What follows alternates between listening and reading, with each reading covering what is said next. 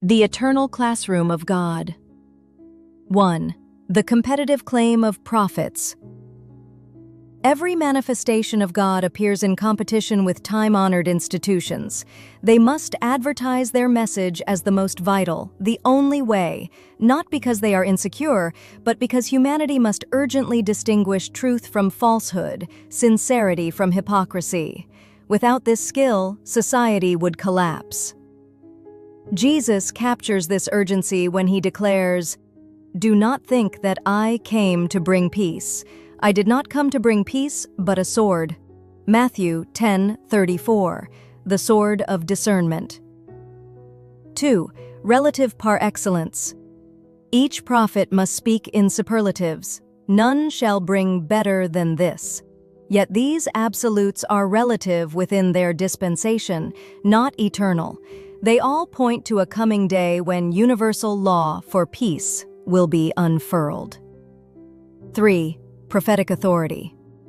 A manifestation is the ultimate authority of his age.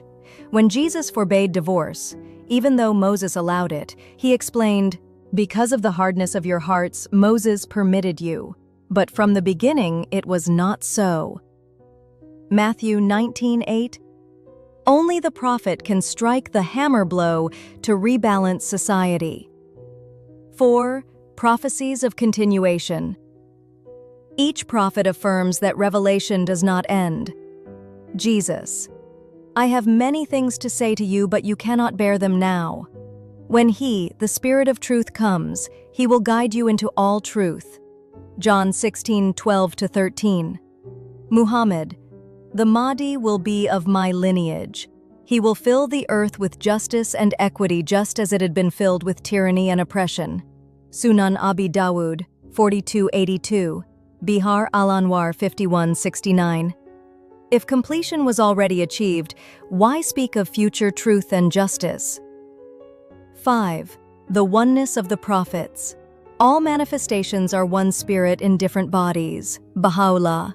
The prophets of God should be regarded as one soul and the same person. Their unity is absolute. Kitab-i-Ikan. Thus saying, "My prophet is last," is as absurd as saying, "Education has ended forever." 6. The clothing analogy. Religion is like garments fitted for the age.